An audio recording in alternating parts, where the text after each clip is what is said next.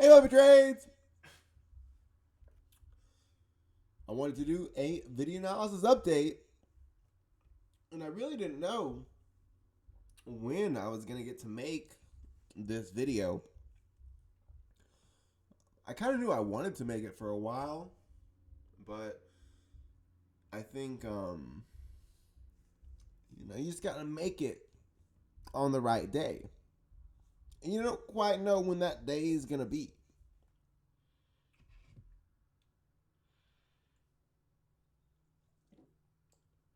Usually on a Wednesday, I'm kind of in the middle of the week.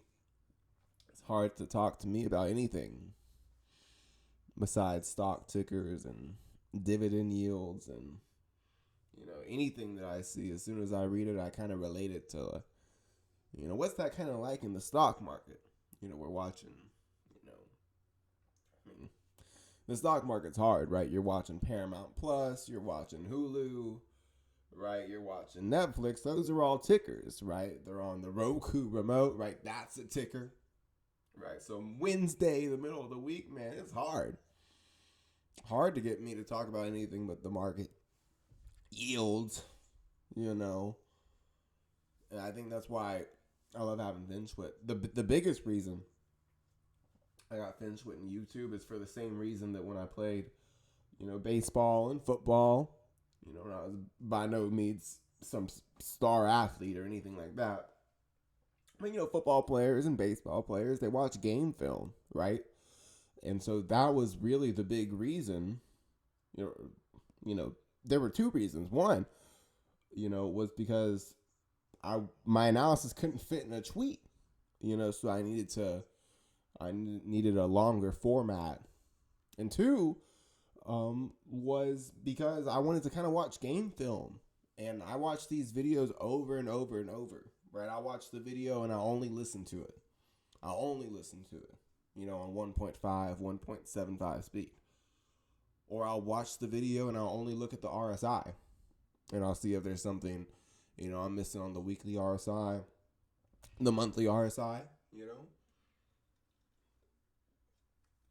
And of course, the biggest thing that I do is I watch it and I say, what are the bears saying? What are the people who say I'm a broken clock going to say? What do they think? Right? And so what they think, they think a few things. In the big picture, we don't even need to get there yet, right? But we got this Moody's downgrade, right? Let's move this out of the way. Because I said in my last video, we're in the nuance phase. And in a video before that, I talked about a lot of esoteric ideas, right? Some esoteric ideas. What's an esoteric idea? Well, we look at the volatility index. There's kind of this esoteric idea that we have these big spikes in the VIX, in the middle of March and the beginning of the fall, right? Big spikes in the VIX in the beginning of March, middle of March, and beginning of the fall, right? So there's a lot, in finance. What do we say, right? In finance, we say, oh, those are the quad witching dates, right? So that's the the technical, that's the by the book. The experts say that these VIX spikes are because of, these quad witching quarterly changes that we have. And if you've ever worked for a company, that the end of the quarter is certainly a big deal, right? It's a reasonable belief, right?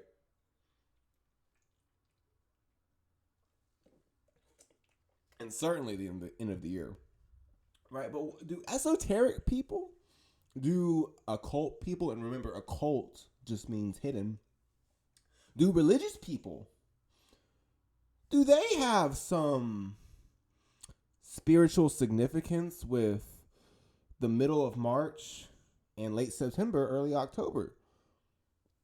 Well, you may have heard a saying in investing called buy Rosh Hashanah, sell Yom Kippur. That's a real thing. You can look up And there will be numerous articles by very accredited financial media sources that will tell you exactly what that means.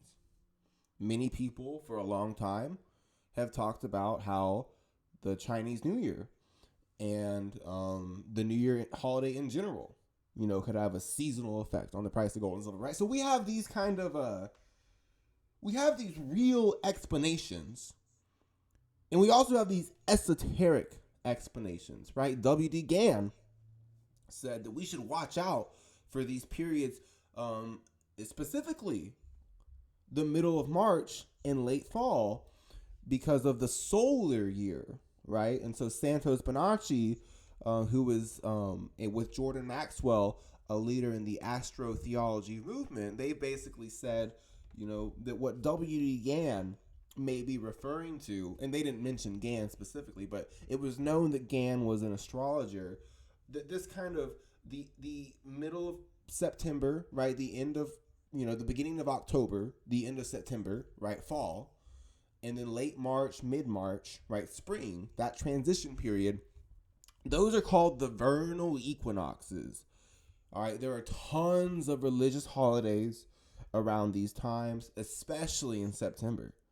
Every major religion, every single one of them, and I'm talking about a serious major holiday, especially Judaism, Islam, and Catholicism, Christianity. And so if you actually go research in Investopedia, why does by Rosh Hashanah Sel Yom Kippur even exist as a phrase? What they're going to tell you is that it's because of these religious holidays, right?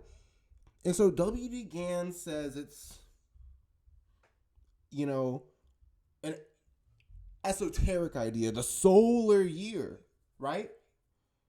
But there's also a real answer now, 100 years later after Gann, that it's because of the end of the financial quarter. And now we really get these exaggerated moves because of these major quad witching expirations, right? So now there's even a technical explanation. Even if you're a statistical analyst, even if you don't even believe in fundamentals, now there's even a statistical reason that we get these volatile spikes kind of around these quad witching days, right?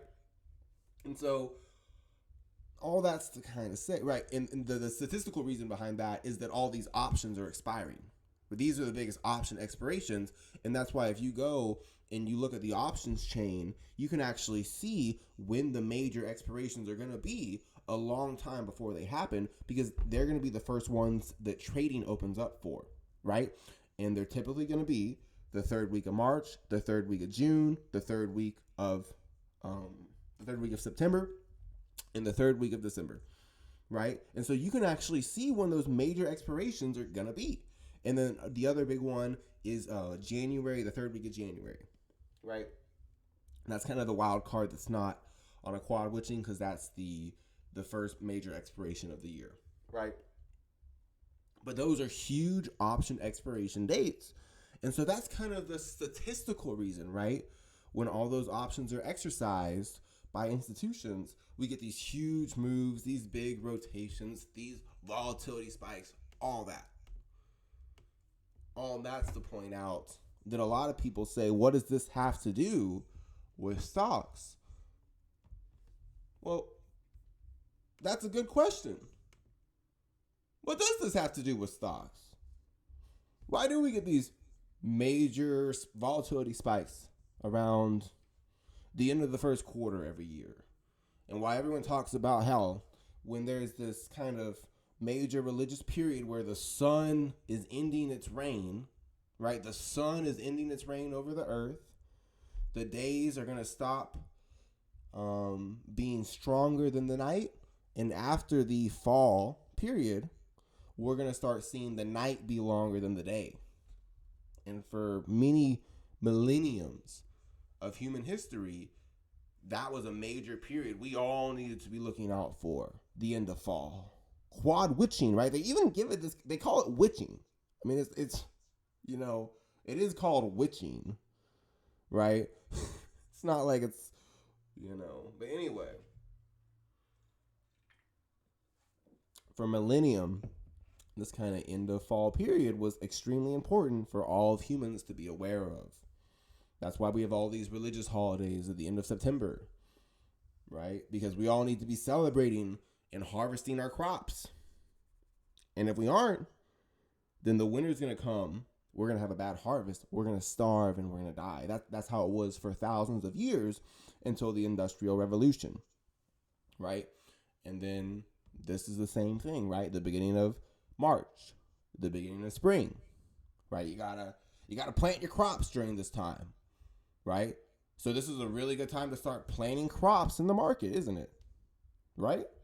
It kind of looks like it is. We always have this big VIX spike that subsides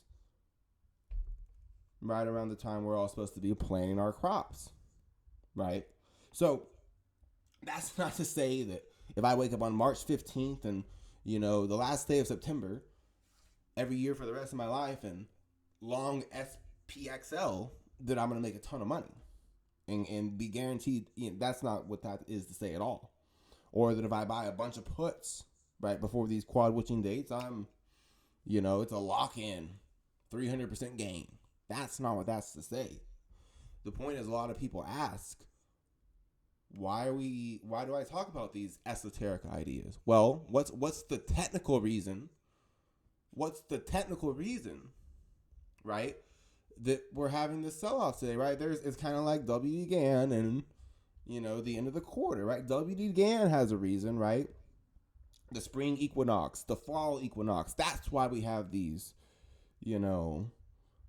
big VIX spikes, and then the media has these other reasons. No, it's these quarterly changes, these massive options expirations, right?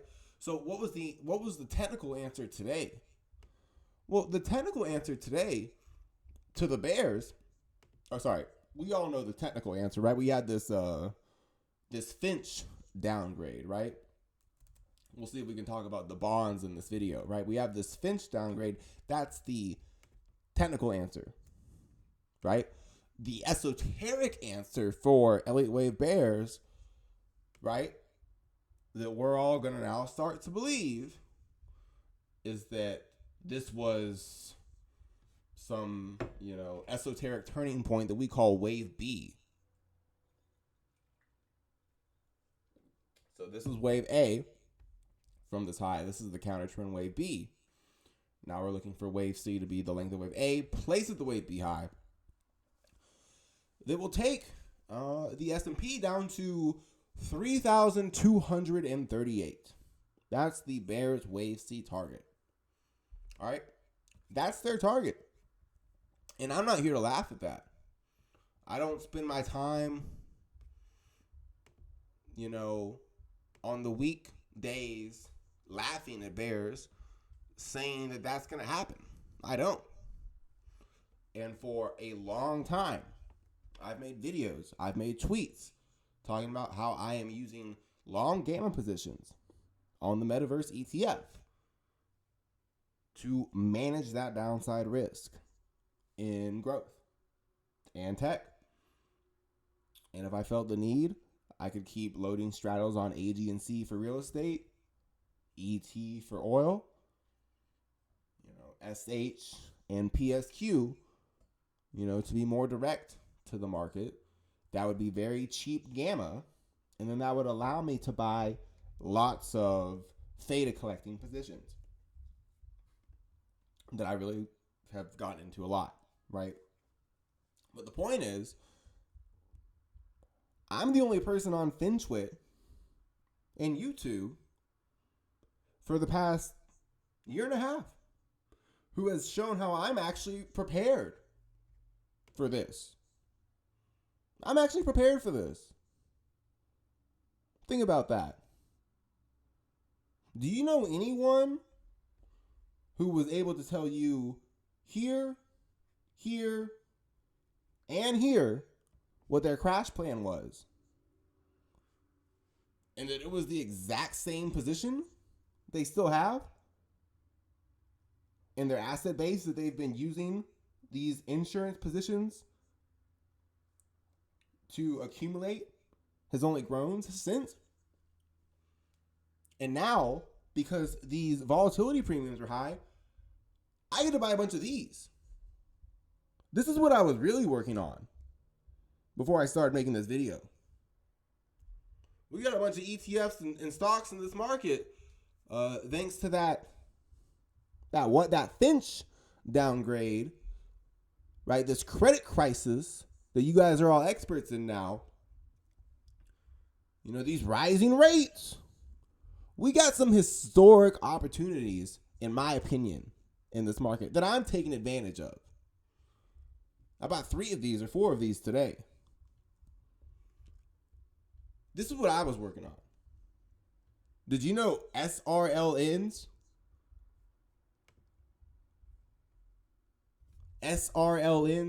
yield is at a 5-year high?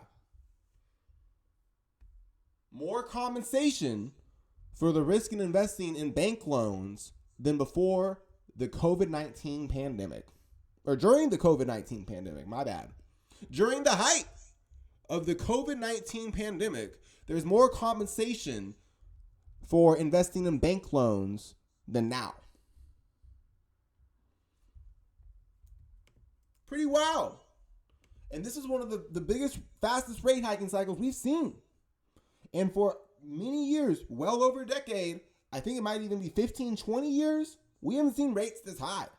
So we have opportunities like this in the market. TLT, 5-year high. And it just so happens when TLT's yield is soaring past the 2018 repo crisis high, that BlackRock has released an ETF called TLTW that runs the buy right on TLT. So this is kind of uncharted territory for most people in the market, where we've seen fixed income come alive. And I can get what? Bank loans can get me 8.37%. Bought this one today. I like this one. Wanted to get into this one. Wanted the whole video to mostly be about this. Bought this today. It tracks an ETF called the Rising Dividend Achievers. This is RDVI. And it sells options that expire in like a week on average. And they only cover about 25% of the portfolio. So not covering a lot of the portfolio. Very short-term options being sold. 8.81% being sold monthly. So I've been buying this. I like the underlying base. JEPQ, not exactly a massive dip, but basically any dip in JEPQ recently has been invited. Everyone said they wanted a dip. This was the first one. Started nibbling on this.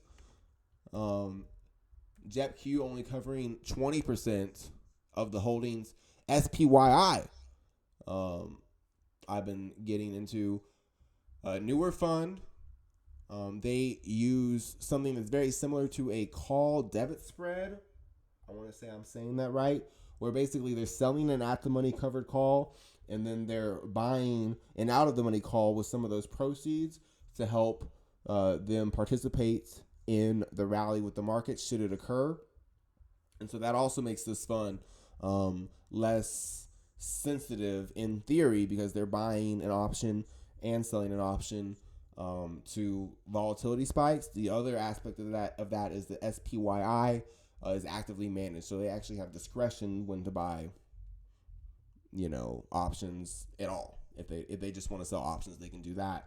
So it is actively managed, and the big critique against this fund is that they're the same fund managers who made Nusi, and Nusi is not very good. So they're trying to prove themselves with this. I've been tracking it.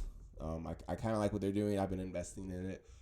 But that's what I've been, that's what I did today, right? Tomorrow, I'm planning on, I think I'll post it. I think SRLN, actually I have the list right here. Yeah, I was making a list of stocks and ETFs I was going to buy. That's, most investors and traders, they don't have time to make videos.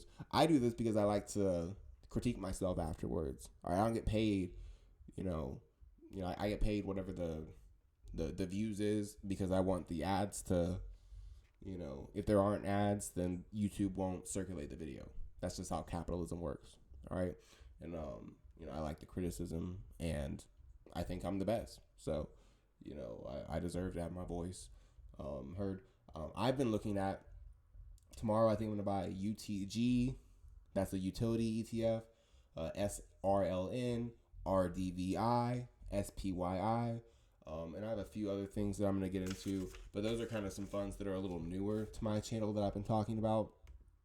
And honestly, all that was just to say that there's a big dividend opportunity right now that we haven't seen for a long time.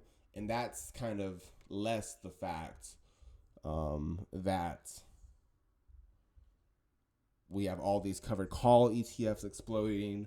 We have interest rates, pretty high, which is pretty in line with the dividend opportunity thing. And there's associated risk with that, right? Bank loans aren't free now, right? Bank loans aren't free risk. I'm pretty sure someone posted a stat that bank loan defaults have hit a multi-year high, right? Because of these higher interest rates, it's harder to pay your debts, right? So the risk, the compensation for the risk has gone up substantially, right? To the point that TLT, that dividend yield is higher than it was in 2018, right? So this is changing the fixed income landscape. That's not something that, people in the finance community should be afraid of. That's something to embrace. It's time to start blowing off the dust off the textbooks and saying, wait a minute, bond yields are back, right? It's not just going to be covered call funds. What's going on in BDCs? What's going on in bond-like funds, master limited partnerships? Potentially, we've seen a revival in oil, recently. I don't think it's and they don't come out and they don't tell you these correlations, overnight, right? We were supposed to see a lot of things happen. And, the point is, this is the middle of the week. I didn't really filter a plan when I was talking about this video. The bears say, this is wave A, this is wave B. We're going to 33.23 SPY, right? SPY is going to 323. Is there a plan for it or is there not? That's that's the only question, right? It's not really like, do I think SPY is going to 323 or not? I don't give a damn. I do not give a damn if I think SPY is going to 323 or not. Do you? Do you? Do you really care if someone on YouTube thinks SPY is going to 323 or not? I'm asking a real question. And I'm going to say that I'm only asking myself, but really?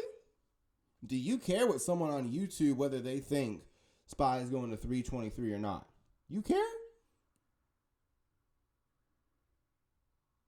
Really? Because I don't. It doesn't matter to me if I think that's going to happen.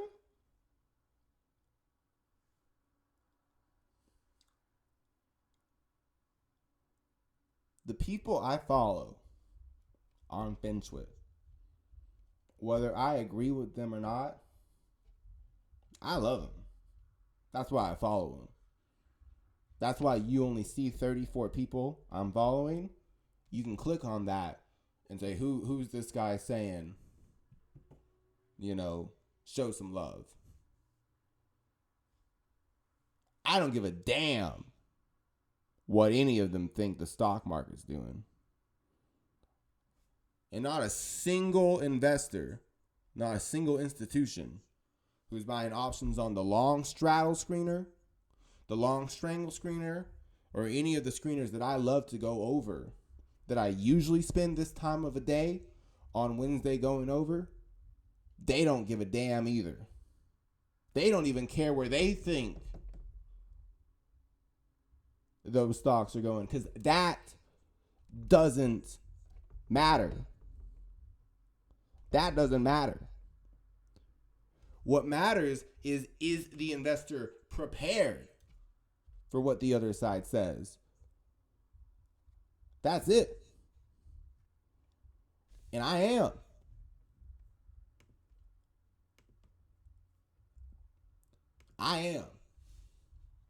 I've shown that systematically. And time after time again, when we get these VIX spikes that real investors love, I see retail. All these, and there's nothing wrong being retail. Everyone's retail. Everyone's retail. I'm retail. Everyone's retail.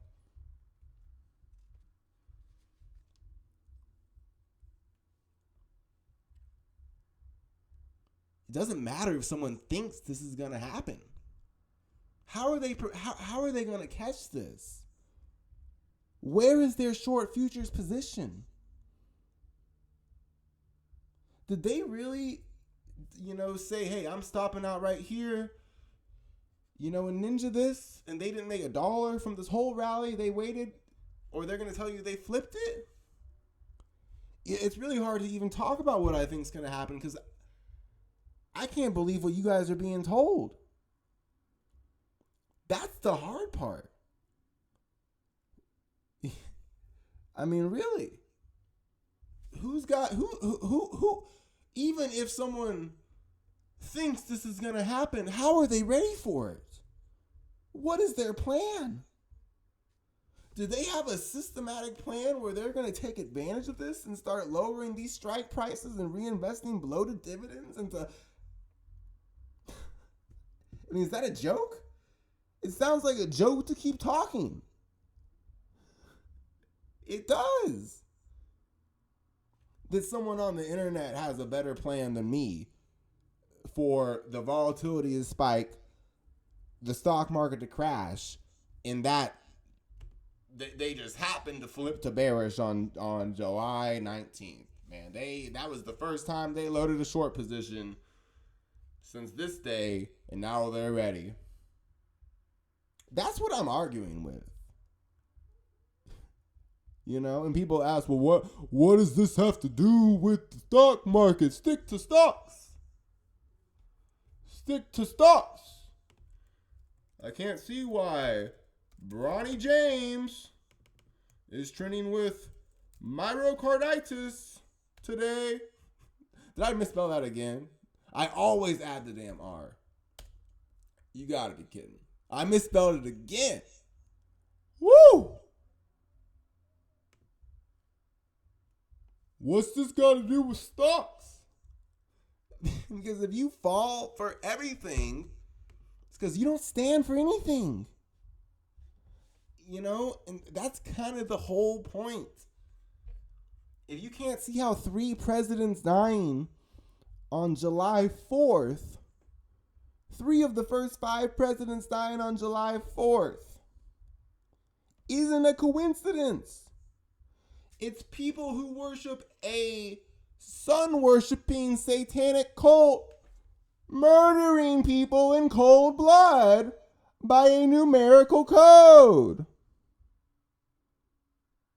That's what's going on.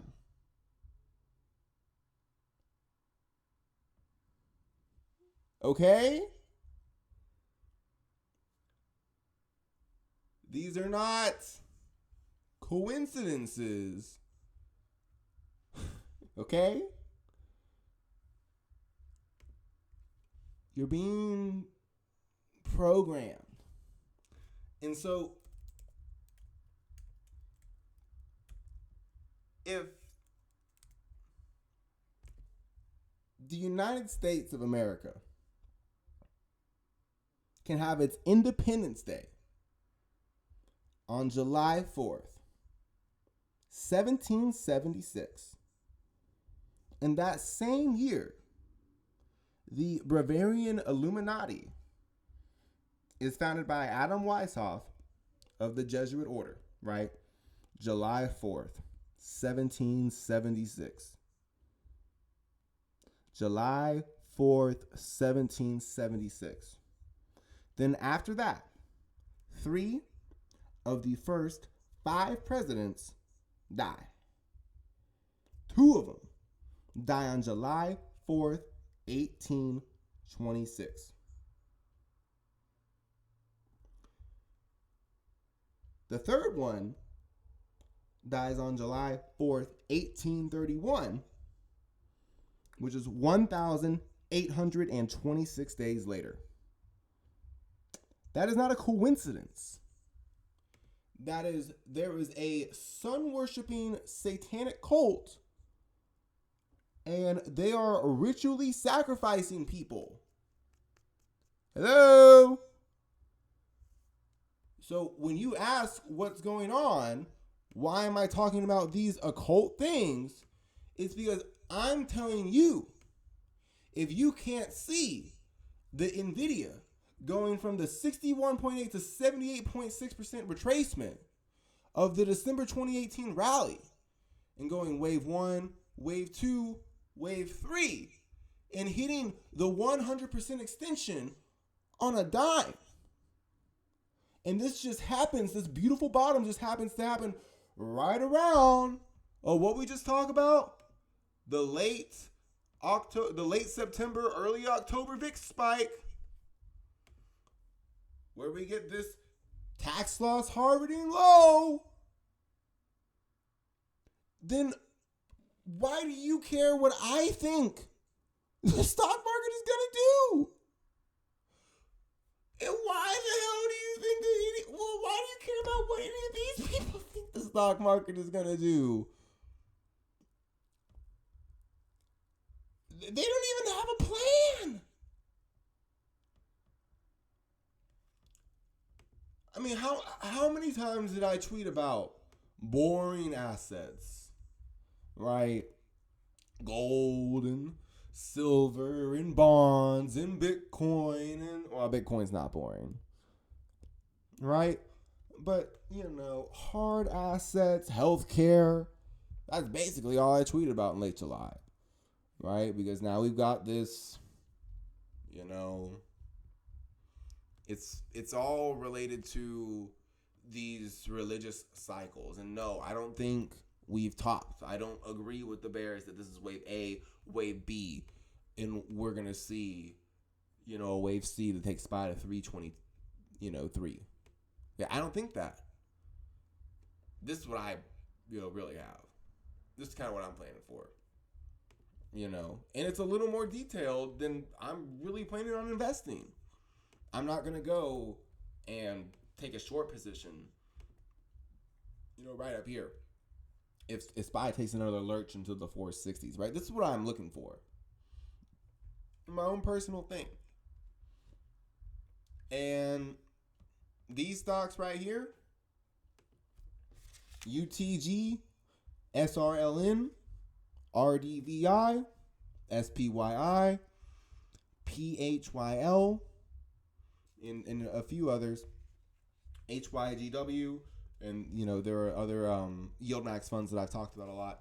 I've got those written down on a list that I'm reading from right now for me to actually buy against real put options that I actually own in my portfolio. And you know how I found these strategies? By studying real option screeners while people on the internet were selling Discords and subscription services. So I know what the MMs are doing right here. They're using married puts, straddles, and strangles on stocks that pay dividends like MPW, like AbbVie, like Morgan Stanley, like Coca-Cola, and like Dow. And they're using married puts, straddles, and strangles to accumulate these stocks and collect their dividends risk-free. So they get paid their dividends and they take a long game of position when the opportunity is right? NDAC, right? They're looking at NDAC right now. NASDAQ Inc. Interesting, right? And, this is the type of thing that I would see where I've been looking at this screener for a long time and I'm like, why are they looking at NDAC Inc.? There's a few things that could be going on, and really the risk is pretty easy to define. I've seen them looking at this before. The bulls are going to look for realistically, 46.77 is a little wide. And that's why they're buying the straddles. That's why they're buying the strangles. But for NDAC, what I think is going to happen is that I could subdivide this into 1, 2, 3, 4, 5 waves, A, B, C. But what I think they're doing, just to save some time, is wave 1, wave 2, the length of wave 1, place at the wave too low, could take NDAC up to 70. Now, with stop losses, the only reasonable stop would be 46.77. And that's why I think they're using straddles and strangles. Now, the other side of Elliott wave is that even if we broke below that low, in the big picture, bulls would still be pretty inclined to say, well, that's a wave A. That's a wave B.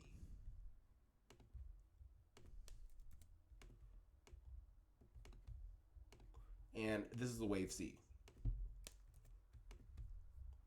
Right? So even if we did break below that low, what the bulls are going to say is that the next kind of equal legs target zone to buy is 44.45, and that's where we could see it be especially useful that the MMs bought straddles and strangles, which we can see them buying, because if NDAC fell below 45, this put delta would be massive, and they could buy, depending on how big the delta was, if it was negative 95, they could buy 95 shares of NDAC against that put, and it'd be risk-free. And if there is a dividend with NDAC, which I'm pretty sure there is, they would get paid that dividend risk-free, because the way delta works, if NDAC recovers, then the gamma is going to kick back in. The put delta will shrink from 95 to negative 90 to negative 85, and so the put becomes weaker than the long position, the 95 shares that were bought against that put. And so we would see the delta of the long position become stronger. So they're still collecting dividends, and now they're in a net long position.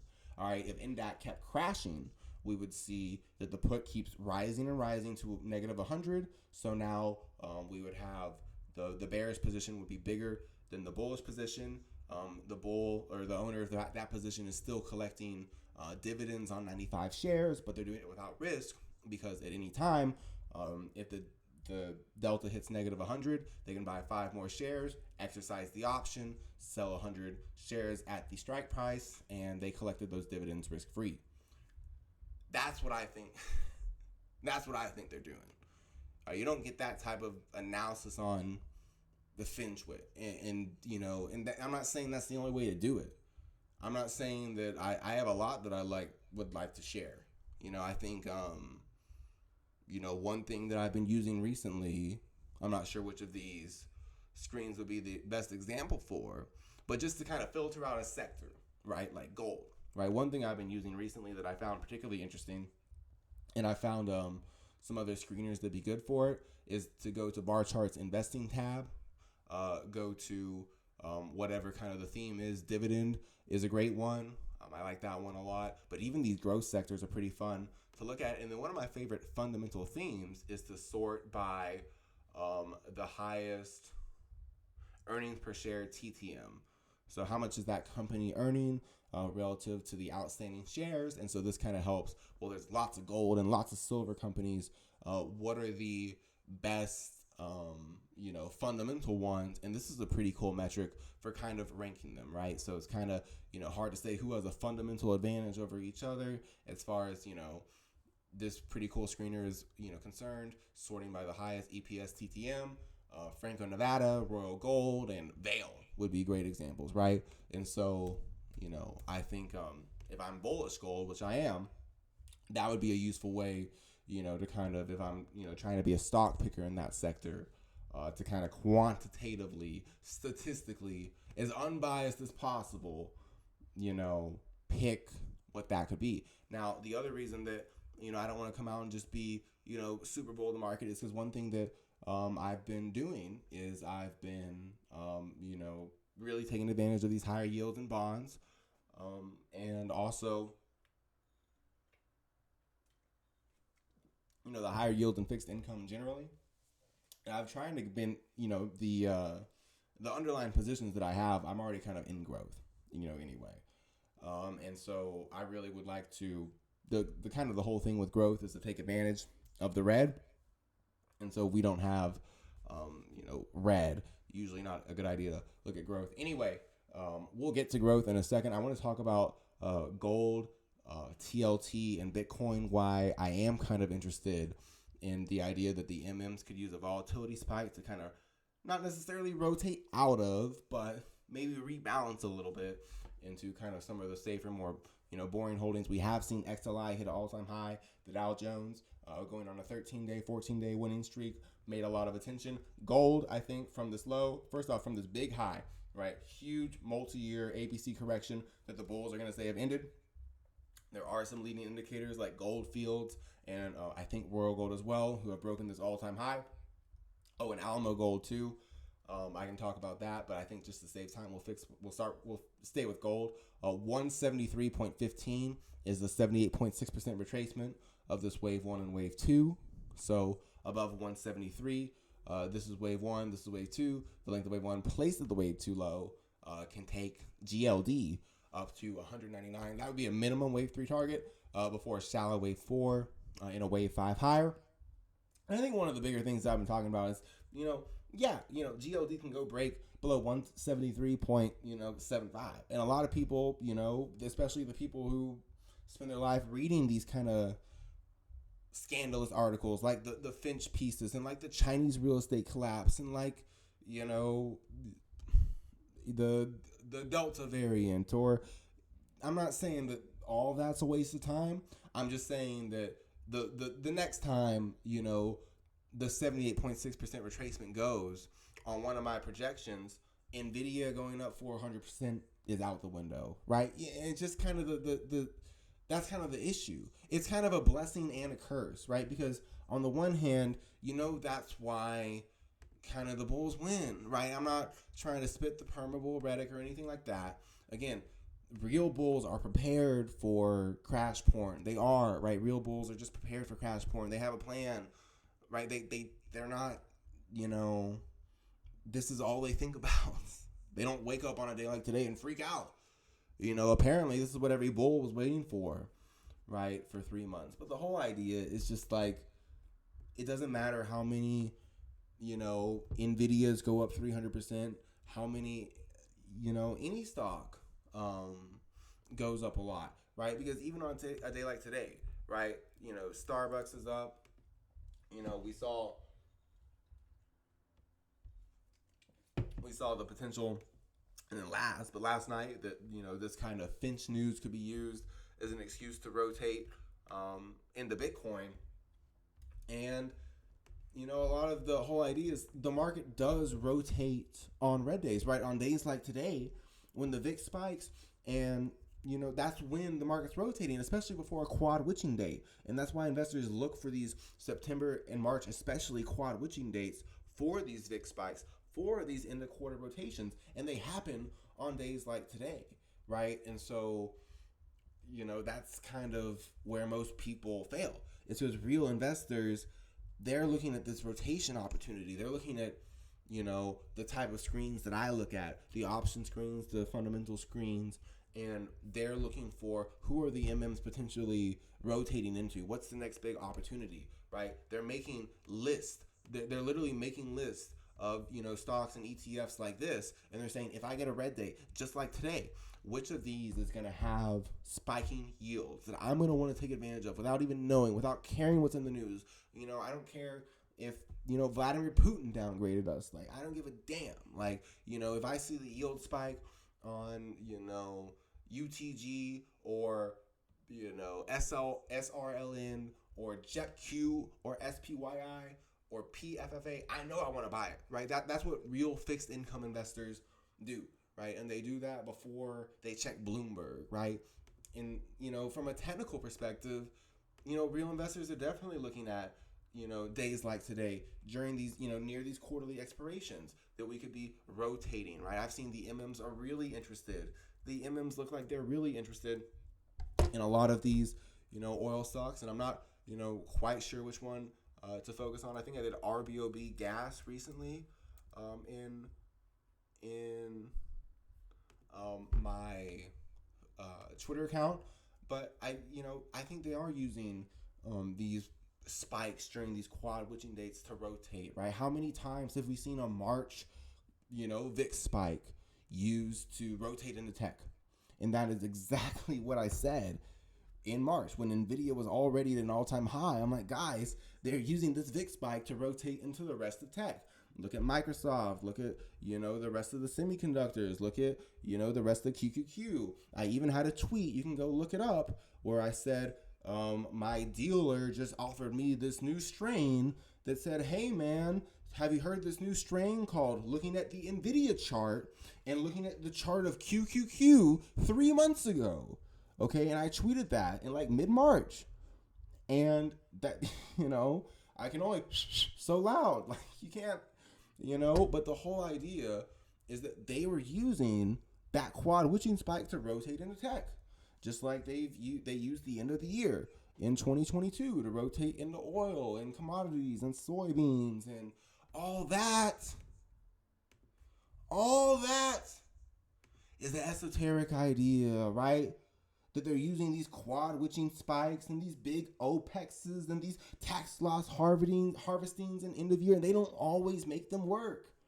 Okay, buying puts on the market on March 1st and September 1st and August 1st worked every year, we'd all be millionaires. We'd all be rich. We'd all be Leonardo DiCaprio getting topped off in a Ferrari. Okay, if tax loss harvesting worked every year, it'd be great. We'd all be getting slop. We'd all be getting slop. All right, all of us. They can't have it be, they can't all be Nvidias. They can't all be Teslas. They can't all be, perfect hits. Because even when they are, it's not like anyone who knew what, who not even knew what they were doing, who were just taking themselves seriously, is ever going to come out and be like, yeah, man, that, July 19th, August 1st, like, that's the top. We're going to get, and that's the whole point, is they get people out of the market thinking, man, like, who could have ever predicted, the Fitch downgrade today, right? Well, didn't I kind of, from a technical perspective, for a pretty long time say, hey, you know how Nvidia is up here and it's a major, highly correlated holding with the NASDAQ, and the NASDAQ and Microsoft and Nvidia and Apple, they all had this correction together. And now Nvidia is way up here, right? Now SOXX is way up here. Doesn't it kind of look like SOXX and Microsoft and the NASDAQ and Apple? Doesn't it kind of look like they're going to follow Nvidia? Or at least doesn't it kind of seem like they could? And so, what about that? What is this? Where is that 7-month explanation? And the idea that someone who can't possibly have a short position on tech after that, is going to get flocked to, it just kind of makes me ask, if you're really asking what all this esoteric stuff has to do with you, right? How many times have you stopped out on quad witching? How many times have you on a day like today gone and flocked to some bear who can't possibly have a short position on the market that didn't get destroyed over the past 7 months? And you're really going to believe that they, call the top? I mean, just get out of here. What are you doing? And there's something like that for a lot of people. I know you want the analysis, but do you? Do you? You know what I mean? And so what I hate to be the guy to complain. Okay? I'm trying to, not even trying, I'm living off the market. All right? But I'm doing that very safely. And I'm moving kind of my assets to more safer and safer things as more and more dividends come in. And so I'm personally getting invested and more interested in more fixed income funds, especially while we're seeing, these yields really high, right? That's why I'm giving fixed income and stuff like that a particular, interest, So my analysis I've made very clear for a pretty long time. I think that we're going to see SPY and QQQ replicate the length of this rally, place at this low. I think that at the minimum, we're going to see SOXX and QQQ follow XLK and Nvidia to an all-time high. That's what I think is going to happen. In the bigger picture, we can see the length of wave 3 placed at what's going to be this wave 4 low, which bulls are going to say has ended an ABC correction. So bulls are going to say this is wave A, this is wave B, and this is wave C. From the 2018 low, very similar to Microsoft, also very similar to Amazon. Wave 1 and wave 2, wave 3, ABC wave 4. The length of wave 3 places the wave 4 low. If I'm correct, says that in the big picture, we're going to see this wave 5 replicate wave 3 up towards the upper 400s, even the 490s. That's my outlook for the big picture. For SPY, very similar. This chart can almost be replicated on XLI, the Dow Jones, and a lot of financials pretty similarly. 1, 2, 3, 4, 5 waves up. And obviously there's a lot of tech in SPY too. An ABC correction, the length of wave 1, place at the wave 2 low, suggests that SPY is going to follow, other constituents like Microsoft, like Caterpillar, to an all-time high, like XLK, a very highly correlated holding. We'll see SPY make an all-time high. The length of wave 1, place at the wave 2 low, says an Elliott wave. We can see SPY even be incomplete until it reaches an equal legs target, which is just above 600. Now, SPY and QQQ, neither of them are very near long-term invalidations. Even looking at the daily chart, I would say this is one of the few times where looking at short-term things might be useful. And that's why in my last video I said this is the nuance phase. This is kind of why, the market's not for everyone. And that's not a bad thing, right? Sales isn't for everyone. Sales isn't for everyone, right? It's not. I can't do sales. And a lot of people who do sales, they can't do what I do.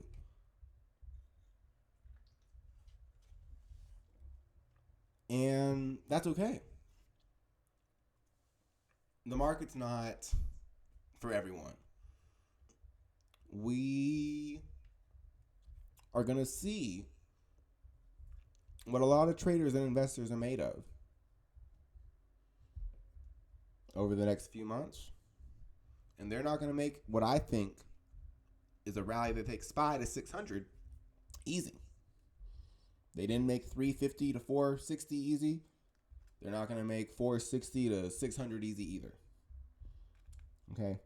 I think there's evidence from a whole lot of ETFs that I could just ramble off and name if I really wanted to bore people to death. RWGW or DRGW was a recent one that are evidence that we're going to see SPY and the NASDAQ, following Microsoft and XLK and Apple to an Nvidia, just as SOXX may involve. And there's a lot that goes into it. That's my long-term reasoning. I think we're going to see the market make an all-time high. And that's mostly from an Elliott Wave perspective. Classical traders don't care about that. That doesn't make any, classical traders don't care about what I said at all.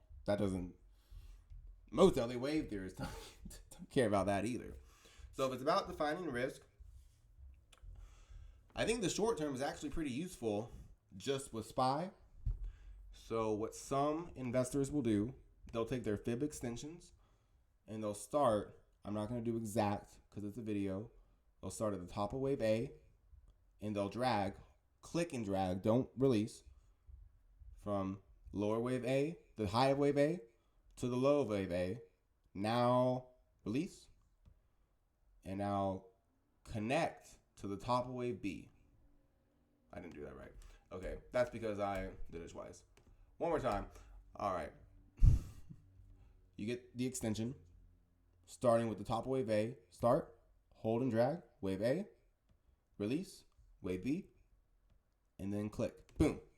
So we reached the 100% extension. To Elliott wave theorists, this is where, quote, a reaction could occur. There's a few reasons why both bears and bulls should be looking for a reaction, and I'm not really going to get into that.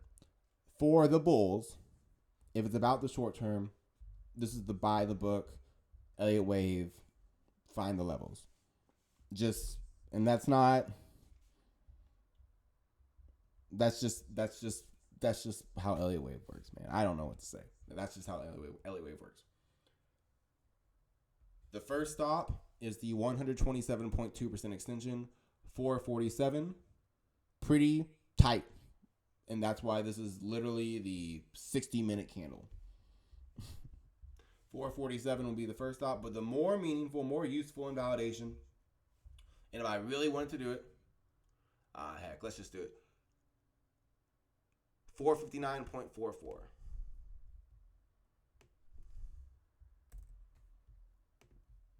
Low, 451.55.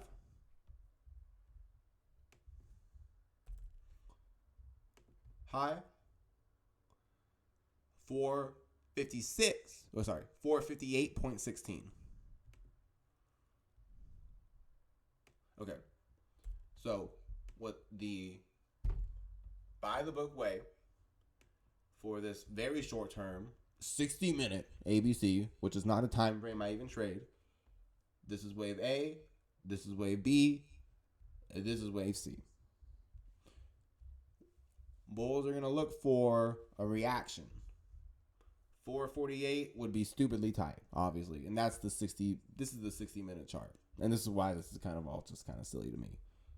To me, a much bigger deal is what's going on in the yield world in the long term. I don't do the short term really. But the buy the book way is that this is wave A, this is wave B, and this is wave C. Bulls are going to look for the 161.8% extension of wave A, places the wave B high to act as a short-term in validation, which on my time frame is way too short-term. I trade the weekly.